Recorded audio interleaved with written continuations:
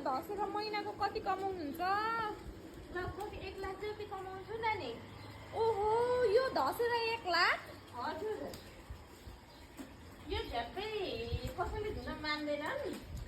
हजुर त्यही भएर धुने मान्छे राख्छन्, बोलाउँछन्। अनि मैले दिनमा 10-15 घरमा चाहिँ यसरी धुन्छु कि बहिनी। ए राम्रो राम्रो, हाम्रो घर पनि आउनु है धुन। कहिले आउने बहिनी तपाईँको घर?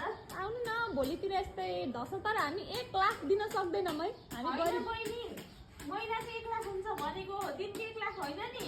ए ल ल बहिनी, ल यो त ल मैले दिदी। अहिले धोइदिन्छु नि, यसको 15 सय दिन्छु बहिनी।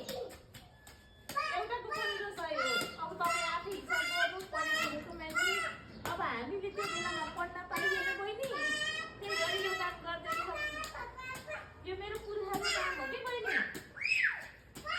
ए हो र? अब छोरालाई राम्रोसँग पढायो भने उसले चाहिँ यो काम गर्न पर्दैन बहिनी। छोराले राम्रोसँग पढ्यो भने उसले चाहिँ ठुलो ठुलो काम गर्छ बहिनी। अब के गर्ने, हाम्रो जिन्दगी यस्तै भयो, छोराछोरीको जिन्दगी यस्तो गर्न भएन।